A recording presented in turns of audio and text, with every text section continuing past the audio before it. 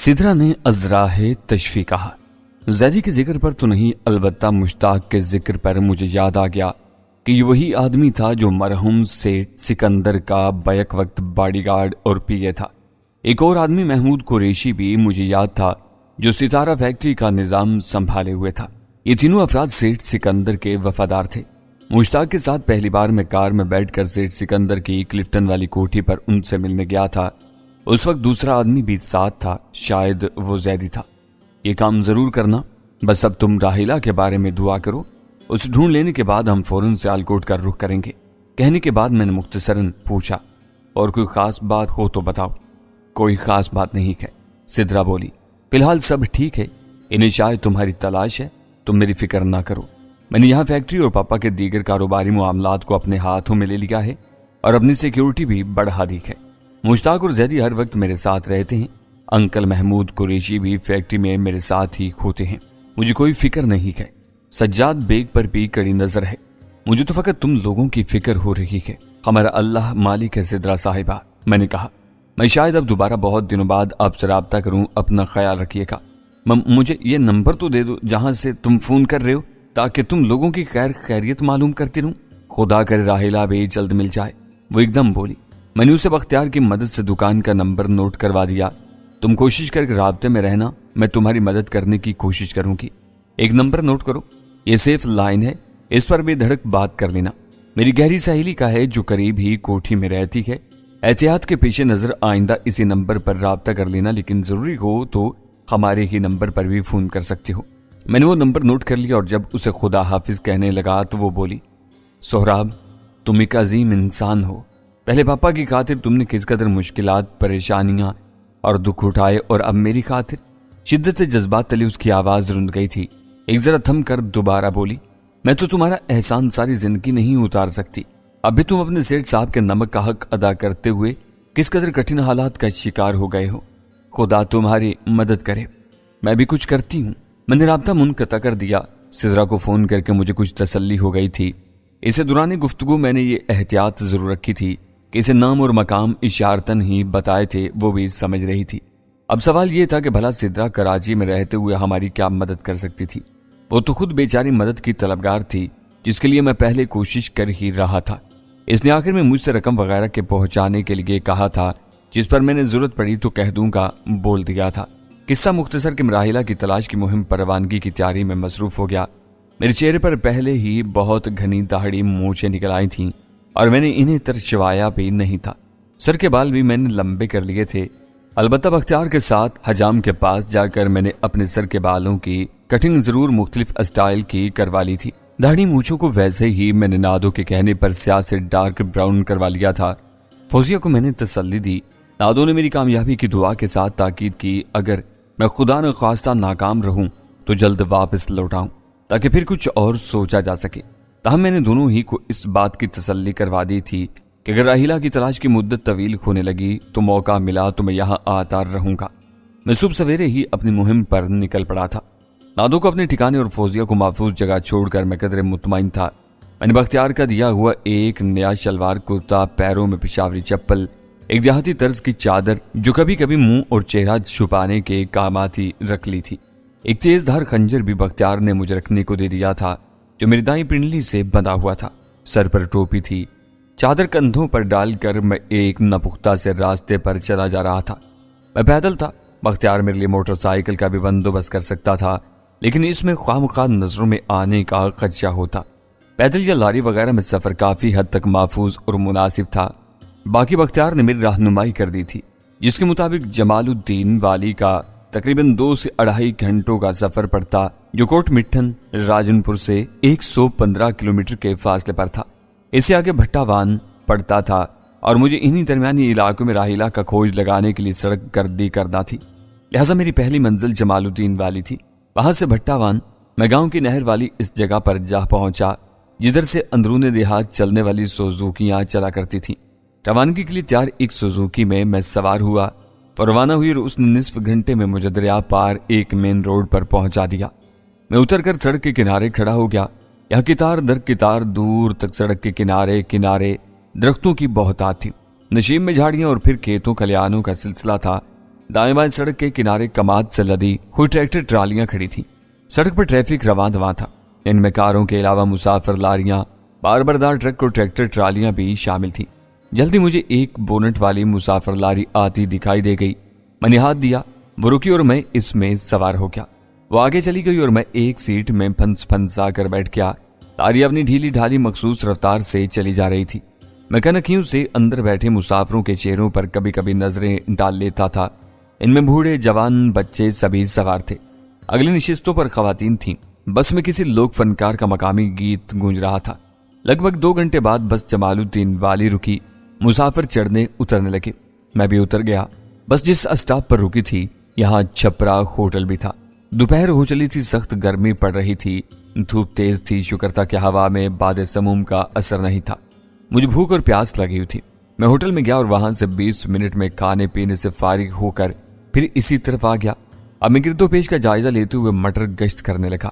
मुझे यहाँ से भट्टावान तक राहिला की तलाश में सरगर्दान रहना था। एक मोहतात अंदाजे के मुताबिक मुझे भट्टावान और जमालुद्दीन वाली के दरमियान में ही राहिला के बारे में कुछ न कुछ मालूम हो सकता था। ताहम यह भी जरूरी नहीं था। वो इधर ही कहीं मिल भी जाती। मुमकिन था वो आगे निकल गई हो, लेकिन गालिब इम्कान यही था कि ट्रक में फौजिया को गायब पाकर राहिला ने भी जल्द ही कहीं न कहीं मौका पाते ही ट्रक से उतरने की कोशिश की होगी। था तो ये एक जुआ ही, मगर करीब तरीन कयास को रद्द भी नहीं किया जा सकता था। कोई ना कोई कलियों मिलने की उम्मीद जरूर रहती। अब मुझे यहाँ से भट्टावान तक राहिला को तलाश करना था या इससे ड्राइविंग कैबिन वाले ट्रक के बारे में पता चलाना था। धूप तेज थी, आसमान साफ था और धूप की शिद्दत से और ज्यादा चमक रहा था। गर्मी बहुत पड़ रही थी और हर कोई साया ढूंढ रहा था। इर्द गिर्द बसें मौजूद थी, चंद एक ट्रक भी खड़े नजर आए। मैं इनके दरमियान से गुजरता हुआ मेन रोड के किनारे चलने लगा। यहाँ पंक्चर लगाने वाले और मोटर मैकेनिक चपरा डाले मौजूद थे। कुछ फ्रूट्स वगैरह के ठेले लगे हुए थे। दरख्तों के किनारे किनारे पर इस्तादा गनीमत ही नजर आई। मुझे करीब एक पेट्रोल पंप के साथ बड़ा सा ट्रक स्टॉप नजर आया। मैं इस तरफ को बढ़ गया। ये सड़क के दूसरी जानिब था। सड़क पर ट्रैफिक की आमदोरफ्त जारी थी। मैं बच बचा कर दूसरी जानिब आ गया। पेट्रोल पंप से होता हुआ ट्रक स्टॉप के खुले मैदान में आते ही मैंने गिरदोपेश में नजर दौड़ाई। यहाँ भी एक मुस्ततील सी सुर्ख ईंटों वाली कदरे बड़े होटल की इमारत थी, जिसके ऊपर कमरे बने हुए थे। ये शायद सराय नुमा होटल था। यहाँ ट्रक ड्राइवर अपनी नींद वगैरह पूरी करने के लिए रुकते थे। अंदर भी चारपाइयां, लकड़ी की बेंचें और कुर्सियां नजर आईं। कुछ ट्रक ड्राइवर्स और दीगर लोग भी वहां बैठे थे। मैं भी इनके दरमियान में एक चारपाई पर बैठ गया। जल्दी नौजवान लड़का मेरी तरफ जस्त का जग और गिलास लिए आन पहुंचा। खाना तो मैं खा ही चुका था। मैंने उसे दूध पत्ती चाय का ऑर्डर दे दिया। थोड़ी देर बाद मैं चाय पीते हुए मैदान में खड़े मुख्तलिफ ट्रकों को देखने लगा। इनमें 10 व्हीलर और रॉकेट ट्रक, छोटे साइज के ट्रक के अलावा हैवी ट्रेलर ट्रक भी मौजूद थे। चाय पीने के बाद मैंने बिल अदा किया और मैदान में आ गया। करीब में एक रॉकेट ट्रक का बोनट उठाए बम्पर पर चढ़ा हुआ आदमी नीचे उतरा तो मैंने उसे देखकर सलाम किया। उसने सलाम का जवाब दिया तो मैंने उससे पूछा, भाई क्या यहाँ कोई ऐसा आदमी मिल सकता है जो ट्रकों के आने जाने के बारे में मुकम्मल मालूमात रखता हो या कुछ बता सके? मेरी बात सुनकर उसने दाएं जानिब देखा और उसी तरफ इशारा करते हुए बोला, इस तरफ एक कार्गो ऑफिस है। हाजी उस्मान नामी आदमी का एक मुंशी अमानुल्लाह मौजूद होगा, वही तुम्हें बता सकता है। वो वहीं बैठा नजर आ रहा है, जाकर मालूम कर लो।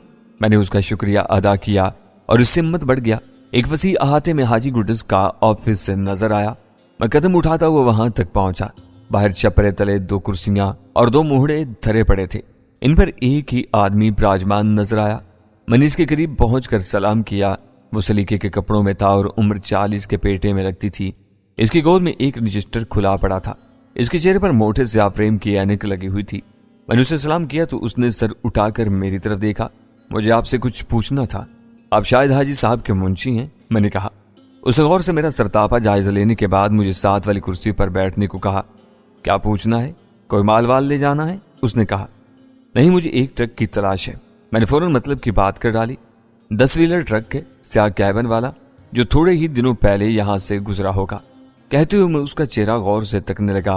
वो बोला, भाई तुम हो कौन और इस ट्रक के बारे में क्यों पूछ रहे हो? मेरा माल अभी तक नहीं पहुंचा। मुझे सवाल की तवक्का थी, इसलिए फौरन जवाब दे दिया।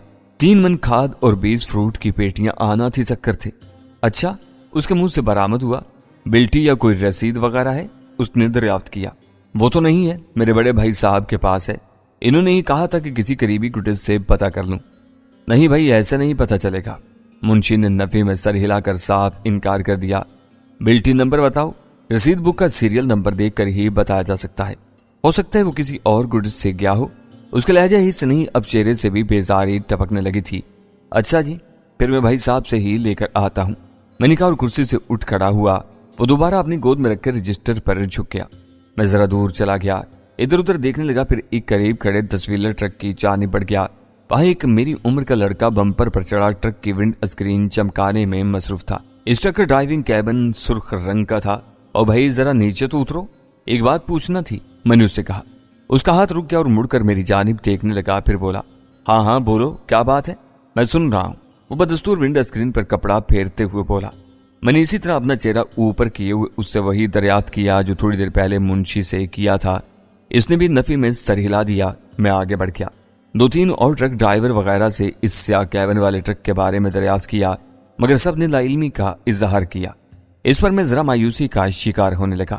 میں نے ذہن پر زور دیا کہ یہ بھی ضروری نہیں تھا کہ راحیلہ فوزیہ سے بچھڑتے اور ٹرک کے روانہ ہوتے ہی جاگ گئی ہو۔ کیا خبر وہ کافی دیر گئے تک سوتی رہ گئی ہو اور بھٹا وان اور جمال الدین والی سے آگے ہی جا کر کہیں اس کی آنکھ کھلی ہو۔ یہ بھی ممکن تھا کہ ٹرک کے ڈرائیور نے ہی اسے سوتے میں دھر لیا ہو۔ بہت سی ایسی باتیں تھیں جنہیں خارج از امکان نہیں سمجھا جا سکتا تھا، لہٰذا یہ ضروری بھی نہیں تھا کہ راحیلہ کا بھٹا وان اور جمال الدین والی کے درمیان میں ہی کہیں پتہ لگ سکتا تھا۔ یہ ایسا ہی تھا جیسے بھوسے میں سوئی تلاش کرنا۔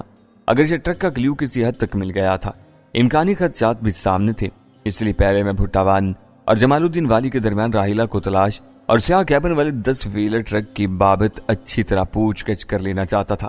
اس کے بعد ہی آگے کا رخ کرتا۔ میں نے اللہ سے اپنی کامیابی کی دل ہی دل میں دعا مانگی اور پھر ایک لاری میں سوار ہو کر بھٹا وان کی جانب روانہ ہو گیا۔ نصف گھنٹے میں بھٹا وان کے قریب پہنچ کر میں اتر گیا۔ اس کے بعد کچھ طویل سفر یہاں سے پھلا وسطی اور چک جھورا کی جانب تھا اور پھر صادقہ آباد کا وہی علاقہ شروع ہو جاتا جو چودھری جی برادران کی جاگیر تھا۔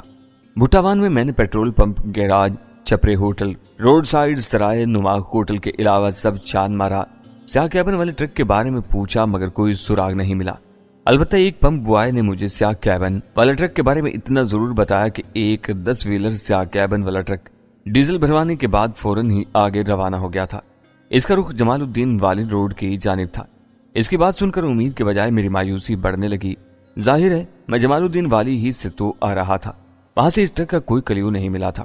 اب درمیان میں کوئی ایسا دیہات یا اڈا یا ایسی کوئی جگہ دیکھنے میں مجھے نہیں آئی تھی کہ جدھر ٹرک کے رکنے اور راحیلہ کے موقع تا کر اتر جانے کی امید ہوتی، ماں سوائے بھٹا وان اور جمال الدین والی کے۔ یہ بھی ممکن تھا کہ بھٹا وان میں راحیلہ ٹرک سے نہ اتر سکی ہو، وہ سوئی رہی ہو، کیونکہ فوزیہ کے مطابق جب وہ فطری حاجت کے لیے تھوڑی دیر کے لیے ٹرک سے نیچے اتری تھی تو راحیلہ بہت گہری نیند سو رہی تھی۔ ٹرک بھی ذرا دیر کے لیے ہی پھلا وسطی کی بیرونی حدود میں کہیں ویرانے میں رکا تھا۔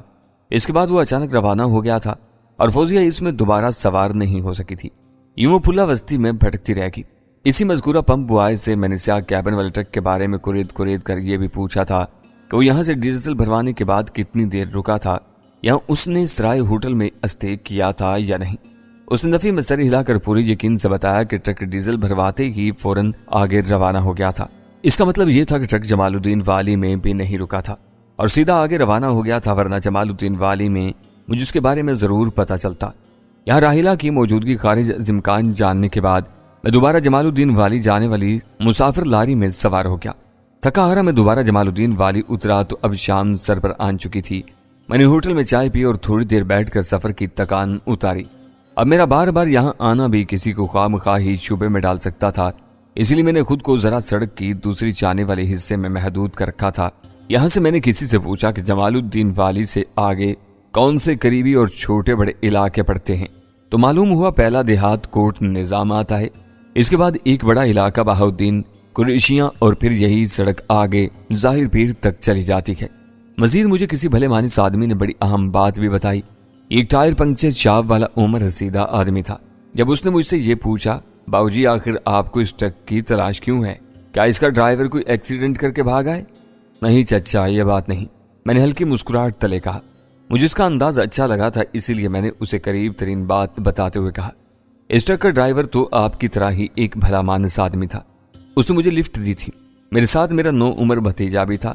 کسی وجہ سے میں نیچے اترا تو وہ اسی میں رہ گیا۔ اب سمجھ نہیں آ رہا ہے کہ میں اسے کیسے اور کہاں تلاش کروں۔ اوہ یہ بات ہے، عمر رسید آدمی بھویں اچکا کر تفکر سے بولا۔ پھر میرا پکا خیال ہے کہ وہ ٹرک ادھر نہیں رکا تو پھر آگے کوٹ نظام میں ضرور رکا ہوگا۔ یہ آپ اتنے یقین سے کیسے کہہ سکتے ہیں چچا؟ اس لیے باؤ جی کہ وہ ہے تو ایک چھوٹا سا قصبہ اور یہاں سے زیادہ دور بھی نہیں، یہی کوئی 15-16 کلومیٹر کے فاصلے پر ہوگا۔ وہاں دراصل ایک بڑا ٹرک اسٹاپ ہے جدھر کانٹا بھی ہے۔ تمام ٹرک زیادہ تر اور کافی دیر کے لیے وہیں رکتے ہیں۔ کیا خبر وہاں سے تجھے اس سیاہ کیبن والے 10 ویلر کا کچھ اتا پتا مل جائے؟ کیونکہ وہ ٹرک جو جمال الدین والی میں نہیں رکتے تو اس کا صاف مطلب ہوتا ہے کہ وہ کافی دیر پھر ادھر ضرور رکتے ہیں۔ مجھے اس کی بات اور کیا سمیز مشورے پر بڑی امید بندی۔ وہ ایک بڑا پرانا پنکچر لگانے والا تجربہ کار شخص تھا۔ وہ ان گاڑیوں کی آمد و رفت اور ان کے معاملات کے بارے میں ٹھیک اندازہ رکھ سکتا تھا۔ میں نے اس کا شکریہ ادا کیا۔ پہلے میرا ارادہ آج کی رات ادھر ہی گزارنے کا تھا اور صبح ہی کچھ کرنے کو تھا، لیکن ایک کلیو ملتے ہی مجھ سے پھر بیٹھا نہیں گیا۔ میں اسی وقت روانہ ہو گیا۔ رات سر پر تھی اور اس وقت کوئی مسافر لاری تو نہ ملی، البتہ قریب دیہاتوں اور قصبات میں چلنے والی ڈانسن اور سوزوکی گاڑیاں ضرور چلا کرتی تھیں۔ میں ان میں سے ایک میں سوار ہو کر بالآخر نصف گھنٹے میں کوٹ نظام پہنچ گیا۔ رات پوری طرح اتر چکی تھی۔ یہ واقعی ایک چھوٹا دیہاتی علاقہ تھا۔ رات کے 10 بج رہے تھے۔ روڈ سائیڈ کا علاقہ ہونے کی وجہ سے یہاں کچھ معمولات کی شبینا رونقیں نظر آ رہی تھی، باقی اندر آبادی تاریکی میں مستغرق نظر آتی تھی۔